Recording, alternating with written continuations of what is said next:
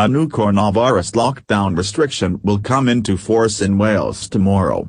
The main target is to deter people who are thinking of travelling to their second residences. People who leave their houses for any essential reasons will have to return home immediately after. Welsh ministers have asked for police forces to review whether the restrictions should be more stringent. Meanwhile, other restrictions have been eased up to protect vulnerable people.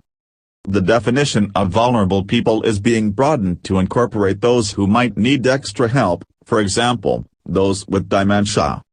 Businesses that offer a click-and-collect service will be allowed to open from the weekend with the only guidance that they must ensure customers and staff remain 2 meters apart from each other. From tomorrow, people with disabilities or health conditions will be allowed to exercise more than once a day. First Minister Mark Drakeford said, "The changes we are introducing supplement the rules already in force, but they respond to some challenges being faced in parts of the country and by families throughout Wales. Our message has not changed: anyone can get coronavirus, anyone can spread it. So please, stay home, protect the NHS, and save lives." Today, Mr. Drakeford will outline the 7 targets Wales must meet before any lockdown restrictions in Wales can be eased up.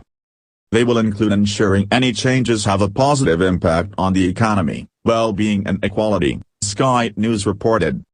The UK government, which has administration over health in England, has announced its own 5 tests for lifting lockdown restrictions.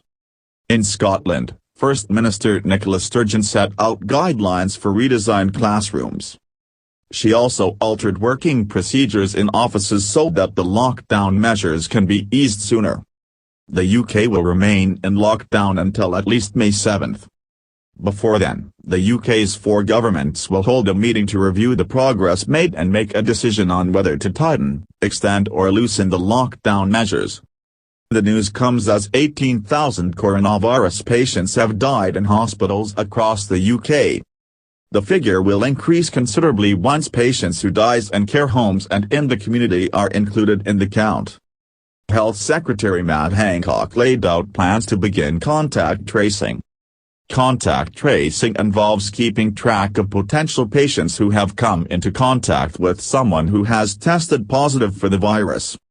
He added that from Friday key workers and their households will be able to get coronavirus tests on the gov.uk website.